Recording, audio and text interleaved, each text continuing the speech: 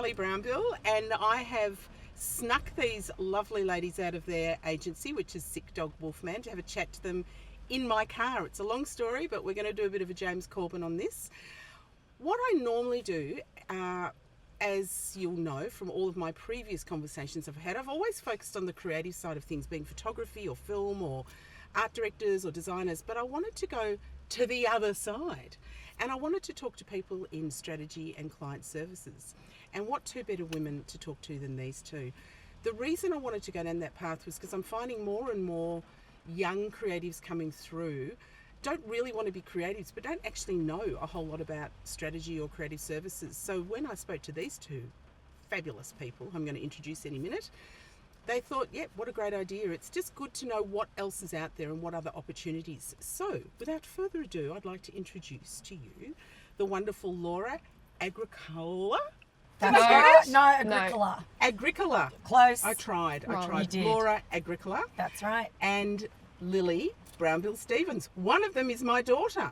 You can guess which one. And I'm thrilled to have both of you there. Proud mum moment, and it's just wonderful meeting with Laura. So what we're going to do is we're going to start off with you, Laura. Yep. And what is your role at SICKDOGWOLFMAN? I'm the strategy director there. Yeah. And I'm a team of one at the moment, so it's just me, myself and I in the department. Yep. But I love it. It's great. And tell me what a strategy director does. It's a back of house role. So we are client facing in that we do present our strategies, and the job is really to take the client on the journey to get them to see their business challenge or consumer challenge or product challenge from a different point of view, an interesting point of view that's actually going to work out in the world and lead to really cool and great ideas. Are you the first point of call when a new client comes into the agency? No, I'm usually not the first point of call. That is the account service team. Okay. So they go in there and they listen to the client. They take a brief usually.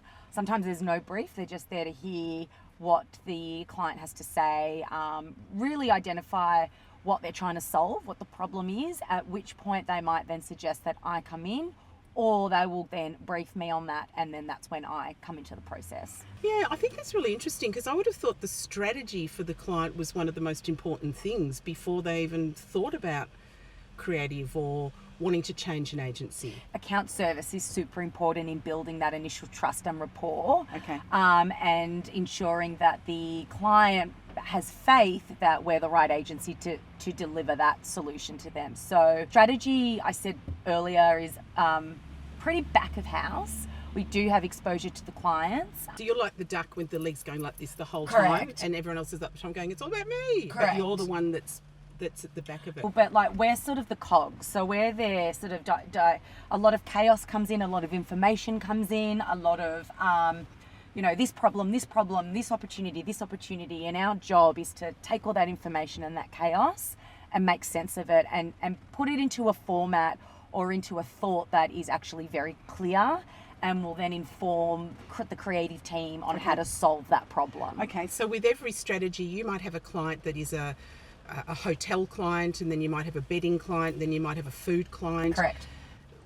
Is strategy the same for all of them? Do you have a way that you tick boxes, or do you look at everything completely individual? It's both. So there are definitely processes and steps that are pretty fundamental and that work really well. And we use those. So for example, qualitative research, so speaking to the people that are actually engaging and using the product or service, that is non-negotiable. We need to understand how they think and feel. Even if the client will give us a lot of research or say, no, we know, we'll tell you, it's still really important that we... And that's how we first met. And that's exactly how we first met. Yeah. Yep. I did a research on a client of yours. Yes. That I had, because I'd recently bought beds. So that's exactly right. Yeah, it was great. And I thought, this girl can talk. I'm going to interview her. I sure can. Oh, thank you. What the hell do you do? That's what I was actually thinking. Yeah.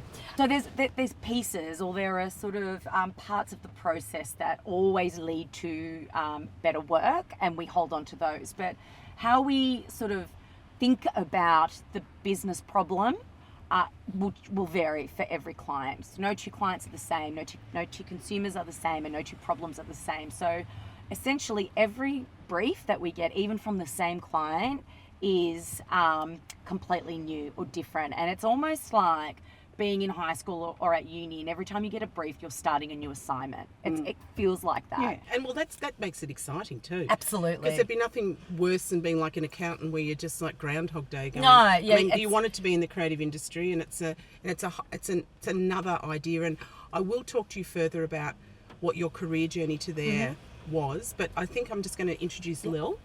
Hello. Come forward, Lil, into the front of the car. We're not driving, just be clear. I'm not trying to drive and do this. So tell me your career journey, darling. Where did you study? What did you do? Obviously, I know. But tell my audience. Well, I got some advice from a really great careers advisor who suggested that I looked at professional communications at RMIT. So that's what I started in 2021. That was a 3-year degree, and I majored in advertising and did a minor in pop culture, which was really cool. And then I also did a series of internships. I did a year-long internship at a PR agency, and then a 3-month internship at another big creative agency. So it was really cool to have lots of different experiences. Yeah, and it was at that point that you worked at PR really wasn't your vibe, it was more advertising. Yeah, I really loved PR. I really liked the broadness of advertising. PR I felt was sort of rinse and repeat a bit for me, and advertising there was opportunities for, I think, just me to do more different things really. I started at SICKDOG roughly 2 months ago as a senior account executive, and yeah, it's been amazing. Fantastic. A good career journey for someone so young as well, because you've had a really and that's something that I want to talk to young people about having those experiences while you're still at university, and not just going into one job and staying for 15 years. And I'm finding that with a lot of parents, because parents for me sometimes are a huge problem, because it's like, what jobs are going to be at the end of it, and you can't jump, and you've got to stay where you are. And it's like, and that's what they did. Yeah, that back then talk about that. You went to an employer and you were loyal and you stayed a long time and you retired and got the golden watch. Correct. But that's not the world we live in right now. Yeah, and we look at it favourably when we sort of go, well, here's this young girl, she's done 3 internships during university, then she's had a job for 18 months and she's learned an awful lot, and now she's doing another job. And she's taking that knowledge on board, and that is a good thing. Oh, it's amazing. Yeah, because I get a bit nervous when I see somebody coming through and they've been somewhere for 15 years. Yeah, I mean, definitely. 12 years. 5 years, it's even unusual these days. Yeah. It's not a bad thing if that's what you want to do, but it's probably, I would encourage, and would you, Laura, for young people to be having a look and actually going with their gut about all. And this is really interesting because you moved across as well. Can we just talk about that? Because one of the things I want to talk and get people to understand is that it's about interviewing the person that is interviewing you as well. Like, you have to fit into that agency, and you won't fit in everywhere. Can you talk a little bit about your career journey and how did you start out? Yep. What the hell did you do? What the hell did I do? So I graduated high school, I'm telling my age now, but in 2001, and there wasn't a whole lot of knowledge about advertising as an industry. I just wasn't taught about that at school, but I knew about design, graphic design, and I was always creative. I loved writing. My favorite subjects were art, humanities and literature. I was a big reader, still am. So in year 12, I decided I'm going to study design. I'm going to be a designer. So I did that. I actually didn't get into a university because I didn't have the right portfolio, but I went into TAFE. And I did a graphic design diploma, and while I was there I did a work experience through the course at an advertising agency, Clemenger, at the time. And my God, like, I walked in there and I thought, just go, wow, what is this world? And so I graduated with my diploma, and I was hired at Clemenger, at the place that I was working at, in the design studio. And I'm quite an extrovert. There's this other side to me, lo and behold, who knew? And I realized, being a designer, there were a lot of introverts around, sort of headphones on, very quiet. And I'm like, this isn't going to be sustainable for me. I love design, but it doesn't mean I have to design every day of my life and live quietly over there in the corner. So I went to university. I applied while I was working. and I studied Bachelor of Communications, Advertising. And was that at RMIT? that was at RMIT. So similar course to what yeah, Mel did. there's a lot of people in our industry that have done the BA Comms from RMIT. Yep. I graduated just, I don't know, had sort of a bit of a random brain snap or epiphany, and I thought, I'm just going to apply for jobs in Sydney. Sydney's really pretty and I just need something different. I'm always someone that believes putting yourself in a different environment helps you grow. 100%. So if you're too comfortable, you're not growing. You're not growing. And I went online, and this might sound wild, but I think I went on monster.com and I applied for a role as a junior account executive at an agency called Saatchi in Sydney. I didn't tell my friends or family, just my sister. I flew up there, had the interview. They said, great. Can you start in 2 weeks? I just sort of lied. Of course I can. I'm so set up for this. Went home and then broke the news to my family, and it was pandemonium, just trying to sort of sort me out, and I had no idea about Sydney, the realities of the rent there or whatnot, but we made it work. I went there 2 weeks later and started at this big, beautiful agency as a junior suit, and from there, I then 3 years later went to, had the same feeling, like, is this all there is in life? I think you're me. I might be you. Yeah, we might be the going. same. I thought, you know what? I need international experience now. I feel like I get the Australian market. You know, we're in this pattern here, same sort of thing. America has bigger budgets, crazier people, and so I went to America and I worked at an agency there called Crispin Porter and Bogusky. They were out in Boulder, Colorado, massive agency at the time. And it was there that I got exposed to strategy. It was there that I started to realize, again, is this really tapping into my best skills and who I am? Like, I'm quite a thinker. I'm always solving problems. I've always got big opinions, big thoughts about what works, what doesn't. And account service just sort of at the time seemed to me, you know what, this is a lot of like babysitting clients, working in Excel with budgets and whatnot. And I can see this being like, for me, the same thing over and over. What I want to do is start solving big problems. And so just on that note, before you continue, it's not really something that one graduates from college and goes straight into strategy, is it? It's something that you've got to be around an agency and had a lot of life experience with clients. Do you think? I believe What do you so. think? There are 2 ways into it.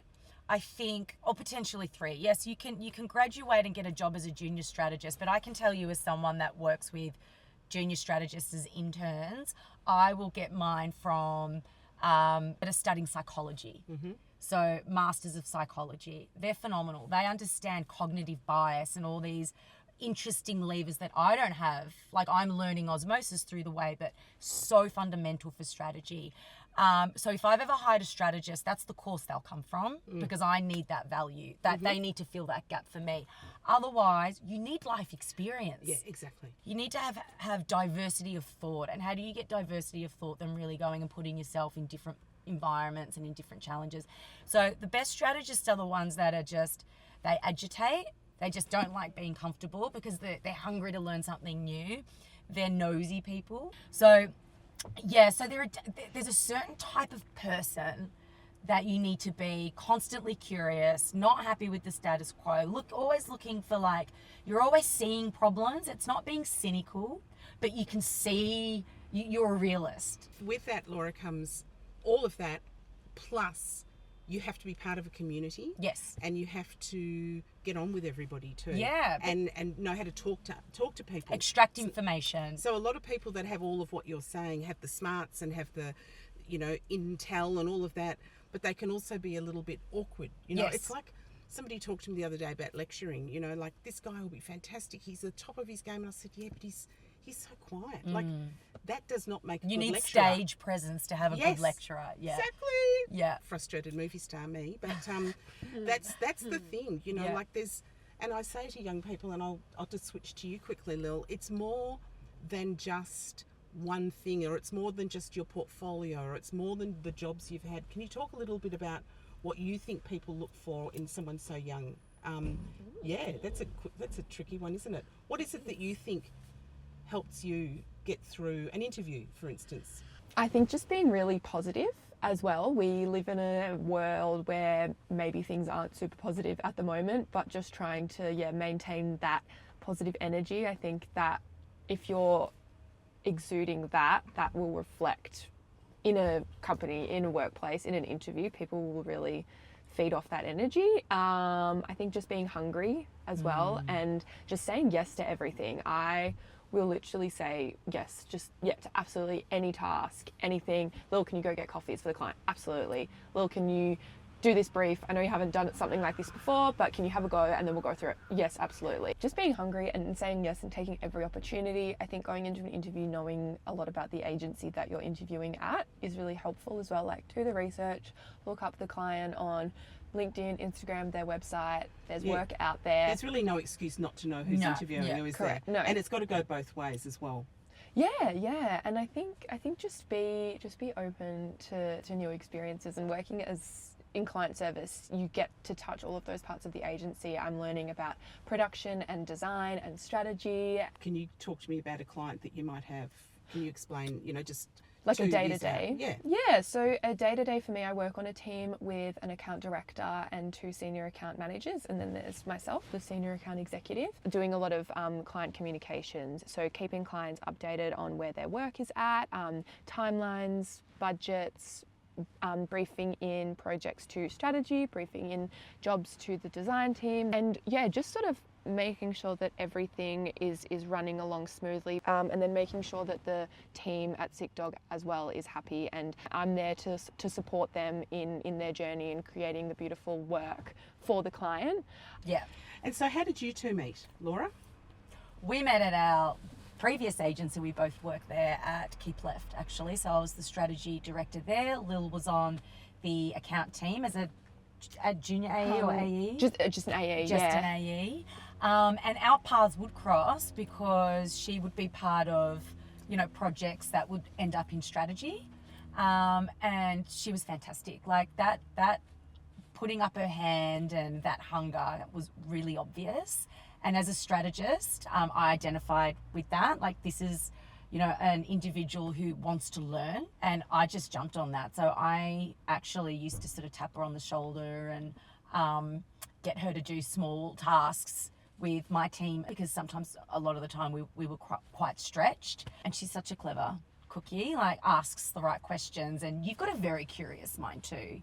Like you'll sort of, hear a bit of information and ponder on it and ask, I wonder why that's happening, or I wonder if it's because of this or that. And, I could rely on that instinct of hers and say, can you help do a little bit of digging on this? Or qualitative interviews, Lil has been a part of them. She's run them as well when I'm not able to do that. And that's a lot of trust for you to do that. 1000%, because, the clients are wanting really good insights. I'm expecting really good insight. My next question to you is, how important is it that Laura puts that trust in you as a do you see her as a mentor? Oh, totally. Aww. I really do. I see her. It's lovely. That's a love moment. Bing. I see her as an inspiration of what I could do with my career and my life. And someone that I know will have my back, and someone that I can trust, and someone that I want to do well for. Well, that's so important. It's amazing. I can do this. I've got the skills. I've watched her do it. Yeah. I back myself, and fantastic. Works out. So how did you both end up where you are now? It was not planned. Some people think it was, but it wasn't.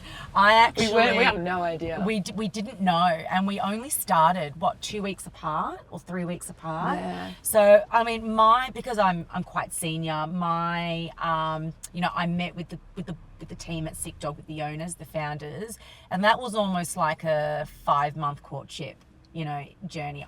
And to your earlier point, I can't remember if you actually said this. I feel like you did. It's about me interviewing them as much as it was about them interviewing me. Absolutely. So, when you're so invested and you're passionate about your work, it becomes your life. And I mean that in a positive sense. Like you can't work in this industry if you don't genuinely love it. Oh, God, because you're required to give so much. So where you work and who you work with is really, really important. Like it can make or break you. 100%. So, I had to be sure, and they had to be sure too, because I was, a leader coming in and, running this department. They hadn't had a strategist. That was my next thing. So they'd always outsource that. So this was really important for them. So we decided together, let's take our time. So there was a series of one-on-one chats, going out for dinners, and chemistry was so important. So I accepted the offer and had no idea towards sort of the back end of my courtship with Sick Dog. Lil was also interviewing there as well. We had no idea that was happening. They knew, but yeah, we didn't. But when I found out, I was tickled pink. I don't know if it's appropriate to say that. Yeah. Like, I felt so lucky.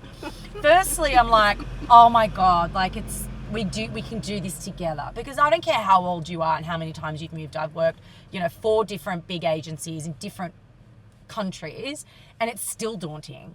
It's still a lot of pressure, and you still don't know if you've made the right choice or I remember whatnot. the phone call. Lil goes, I got the job, and I was like, are you kidding me? She goes, and then a week later she said, I've just found out that Laura's going to be there. I'm going, is that good or bad? Is Laura good or bad?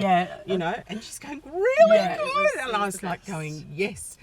Community, we've talked a little bit about, but networking and relationships. And it was a friend of Lily's that sent her that job, and then she got the job, and then she found out you were there, and that network just grows. I mean, I built my whole business on networking, right? And so how important for you is a network? Let's talk about that in strategy. Oh, it's everything. I mean, not even in strategy, just in the industry. We're a small industry, and after a couple of years, everybody knows everybody, and you very quickly realise that there's a small. Thankfully, it's a small group of people that maybe play the game a certain way, and then the rest of us are just here to help each other get ahead. We're passionate, we know it's hard, and we always want someone to win or survive. So every time that I've thought about moving, or every time there's been any sort of desire to explore something new, it's been the community that I've tapped into. Just a friend of a friend of a friend. Everyone will sort of run to each other and help each other,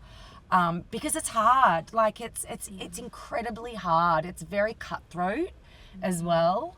You need to be incredibly talented to survive and sustain and stay in the game a long time. So at the end of the day, all we've got is each other, really. I've definitely found that, like, with my friends and like colleagues at my level, I've never felt that competitiveness or that someone's trying to take you down. Everyone is just so happy for each other when we do get a job, when we get a promotion, when we get good feedback from our managers, like people I went to uni with, people I've worked with at previous jobs. Everyone is so happy for each other. That's really nice, which is to hear. nice. That's really nice to hear. There's a small percentage of shit people in the world, and if you meet them, you know straight away.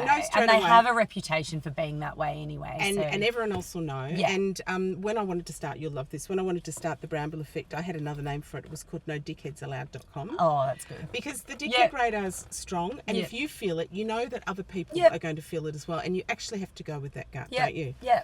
Yeah. So, all right. So, Summer, what's been one of your favourite clients that you've ever worked on, or something really funny that's occurred? I'm just throwing this at Laura now, which is putting her on the spot a little bit.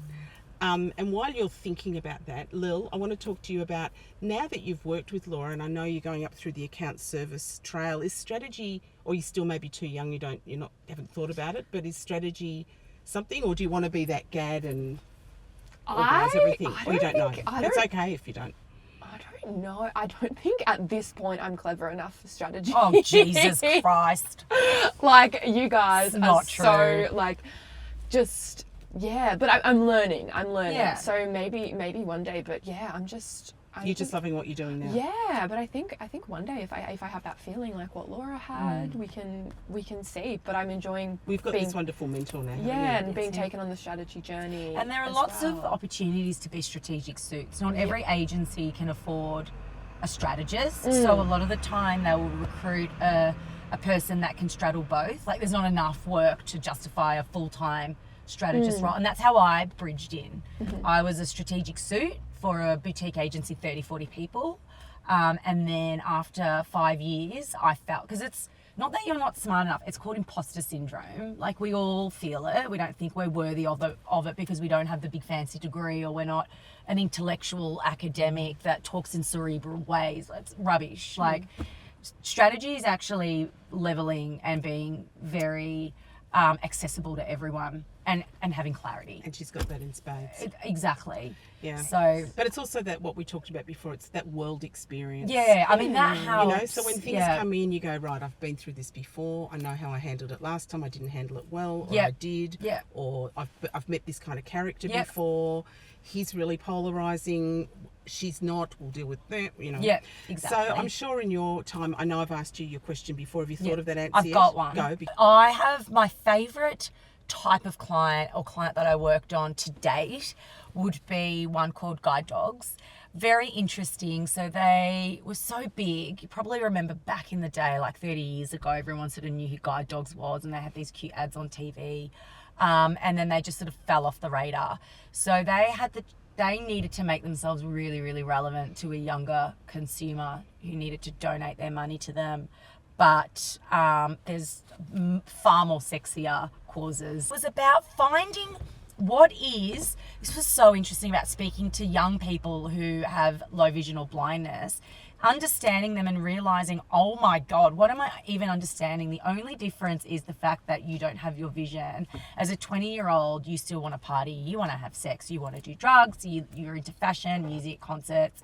And the truth of the matter was that the world is so prejudiced and there's so much stigma that they're just different, or they have super hearing and all these things that just aren't true. So we actually had to find or build this bridge between someone like Lily, who's like a, aspiring 20-something-year-old living her life fully sighted, and make the Lily understand that the person over there that's 20 with low vision is just like her. The only thing is she just doesn't have her vision. So we built the whole campaign around that, and it worked.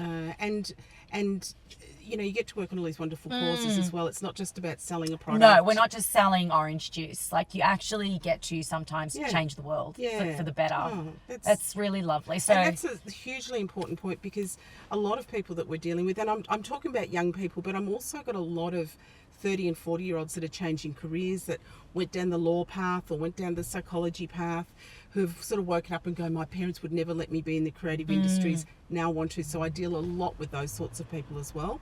So it's equally as important for you guys that are listening to this to hear about, because we're all into making the world a better place and sustainability, and there is room in that within creative industries, even if you're not creative, to be on this side. There's so many opportunities. There are so many organisations that need help. Even the government, like working on government briefs, there's a lot of social cause and public awareness campaign, which is about the safety and well-being of the community. So there's always a brief that is the feel good, replenishes the soul.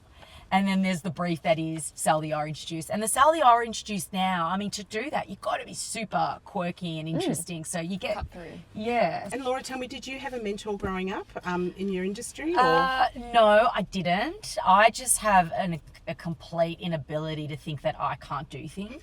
So I'm my own mentor. Like, if I see something or lock on something, it's like, see you later. I'm doing that. See you later. And that's what I did. Every move was just rolling the dice, and having people actually say to me, that's insane. Like, have you thought this through?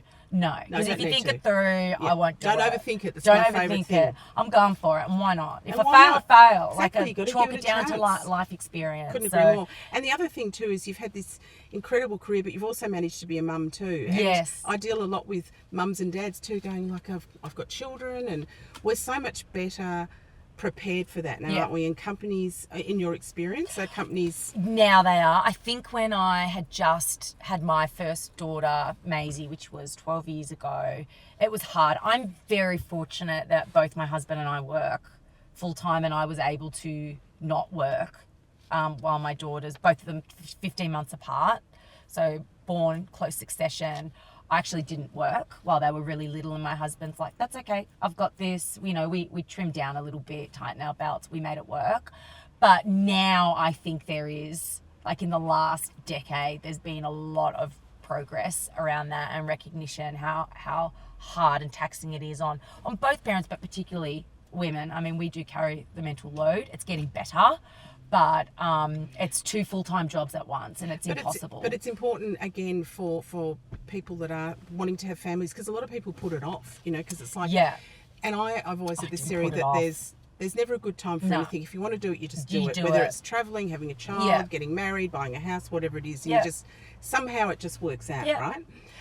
Yeah. But also to work for an organisation that is child friendly is helpful. That does understand that you can have 1 or 2 days working from home. We've got this huge thing happening Oh now. yeah, I mean COVID hadn't happened when I had my kids. So Yeah. now it's a different world. Correct. Like I had to take time off or not go because I was just like, I'm not doing the Well, juggle. now there's I'm not doing paternity the, leave. We yeah. never had No, Dad no. and I had that conversation. I'm going, imagine if there was paternity leave. Yeah. How exciting would that be? Correct. So But I also think you tapped on something interesting too, that both you and your husband had full-time careers. I was talking to someone recently about being freelance and how tough it has been in the last 12 months. Like the industry's gone through a very tough time, but to have one as a freelancer and one as full-time. And when Martin and I got married, I said, okay, so this is what's going to happen. One of us is always going to be freelance, and that's going to be me, because I can't work for anyone else. And the other, which is you, is going to have a full-time job. So you've got to have your smarts. yeah, Working in absolutely. a career, be it strategist, Yep. creative or anything, you've got to think about your life, your Yep. lifestyle, and what Yep. it is that you're wanting, which is just, it's life lessons, isn't it? It totally is. And the world, I think the industry, the lesson is the industry is far more flexible now. Yep. All industries are. So Yep. you can actually create the perfect balance for yourself. Or maybe not perfect, but a better balance that was available to me, a decade or more ago, and definitely to you. What are you saying how old do you think I am? Like, was that a rude moment? 72. Yeah, right. Okay, 69. interview's finished. 69. Gone. Yeah, no, you're right. So I'm going to start rounding out now, guys. And it's Thank just been God. a privilege to be chatting to both of you. And I think we've had a really good understanding of what strategy is now. I'll start with you, Laura. For somebody that's listening to this and they're thinking, gee, I sound exactly like her. What's the path that you think they should go into? Do you think going through account service is a good idea? Oh, it's an individualized question, but I can tell you from my point of view and personally, strategy, once I hit this world, I just felt like I was home. I just feel like I get to tick every box. I get to work really closely with creatives. I get to shape or play a small role, but an important role in the idea. Yeah, I get to be nosy. I get to ask questions. I and know. But if you're young now and people are thinking, I want to be you, Yeah. because you're very engaging and people, I think a lot of people don't know about strategy, think it could be really dull or boring, but Oh, you've just absolutely not. completely whitewashed that and gone, it's fucking fantastic. It's really And that's interesting. Yeah. what's really important. So where do they go? Like, do they go and do their psychology course, or do they start in account service? You and can start 1000% can't Yeah. start in account service. And then my advice to you would be to you? to you would be to express your interest. Be curious, work with the strategist, let them know that you maybe want to get into strategy, and I guarantee you that the people in that department or the strategist will take you under their wing. I'll always share what I'm doing or say, come and look at this, like come and see how I've told this story, because these are the things that are really important. And you can never ask too many questions, oh, can you? never. The more questions you ask, the It's better. about being nosy. Be nosy. The other bit of advice that I would give is that don't think that because you're a strategist you have to be this intellectual, the academic. You don't. I feel like there are two types of strategists in the world. The ones that talk and you're in awe because they sound so smart, but you have no idea what they just said. You just know it's really good. You're just like, I used to have teachers like that, and I'd look at them and I'd think, I have no idea what you're talking about. Yeah, but you sound like you know what you're talking that's about. And I really trust impressive. you, but I have no idea what you're talking about. And then you have the others that are like, I'm just going to translate what that person said for you in layman. Be that strategist. So get rid of that imposter syndrome that you're not too smart. If you're someone that, authentically just cuts to the chase with people, you sort of know how to provoke, know how to push buttons. When you say things, you get a reaction from people, your strategy is right for you, because that is the job. I think that's really great advice, because as I said to you when we first had a conversation, it's one of those jobs when people go, what do you do? I'm a strategist in advertising. People go, oh. What does okay, that mean? next, Or it sounds really big. Yeah, and- or they go, I'm a creative director. And they go, oh my God, that sounds really exciting. I mean, your role is just so exciting. And I think more and more young people going through universities, or as I said, people wanting to career change, it is such a great opportunity to understand what a strategist does. And not a lot of people talk about it. So I can't thank you enough. And Lil, what's the future? No, I'm not going to ask the future because it's too young and you don't know, and that's a stupid question. That's like, where do you want to be in 5 years, which we're not going to ask. I'm going to say to you, what's been the funnest thing that you've done in this most recent job at Sick Dog? Ooh, I just think learning from a group of insanely talented people has been so rewarding. Like in the 2 months I've been here, I've just learned so much, and I'm just in awe of how, kind and clever and talented everyone else is, and it makes me want to be better every day. And being able to like see my work that I've helped with out in the world is also amazing. Like you're driving and you see, oh my gosh, I've been with you when you said that, and it's cool. It's very cool. It's very exciting. And what I love about this particular agency, you mentioned boutique agencies before, and you mentioned Clemenger and Saatchi, and they're big networks. They're big networks, but I love the idea that, what have we got, 15 in here in this agency or so? 18, I think. Now it's 18, under 20. Let's go with that. Yep. And the difference for you working in a huge multinational agency and a small agency, can you just give us a couple of minutes on that? Yeah. So big multinational, big agency, it's a lot more structure, so there's a lot more red tape. So you learn really good fundamentals on how to get things done and through. It's very formal, but it takes sort of longer to sort of progress. At a boutique agency, you wear different hats, you move fast, you got to be resourceful, and you got to trust yourself to just get shit done and solve it. Yeah, so you're taking more risk, but it's okay because that's the nature of it. You're thrown in the deep end a bit more. But no one will let you sink. No, and if you get it wrong, it's okay. It's like I got it wrong, we're all getting it wrong still. So whereas in the big networks, you don't get it wrong. But it's also like when you're choosing a high school or a university to go to, you're either that kid that loves the big, or you love this being a big fish in a small pond, and you got to go with that. And there's enough variety around these days to be, and some people want to be that mouse in the corner and in the background and doing their, and others want to shine. You two are shining stars. We're shining stars. And look, I'm just also towards the end, I'm just wanting to talk about how much I love your glasses, but I just have to put mine on now too, because I feel left out. I know. How cool are They're they? really nice, actually. Aren't they? Yeah. Look at the Good top of them. colour. Yeah. What does it say? Port and starboard. I'm just going to show people that port, just so I know which is my left and right. But look, ladies, thank you so much. Is there anything else that you would like to add? And I can't thank you both enough for spending all this time in my car. Just that I love you. Oh, That's darling. really sweet, and I'm starting to love you. Oh, what a loving. Thank you so much. And Shani, can we pop your head up? We just want to say thank you to Shani for being in the background and recording all of this. And if anybody wants to be inspired by fabulous work, what's the Sick Dog Wolfman website? I think it's sdwm.com.au. Yeah, they're doing some very, very cool work, and they're gorgeous people. And Laura, Agricola. Oh, you So kind close. of blended it. No, you did. You were like, it's Agricola, but you went Agricola. Agricola. Agricola. Just say it all in one. Agricola. There you go. Beautiful. Laura Agricola. Yeah. This is your life. And Lil, darling, thank you so much. I'll see you for dinner later in the week. Thanks, Mum. Everybody, thank you so much for having us. This is the Brownbill Effect, and I'll catch you later. Bye.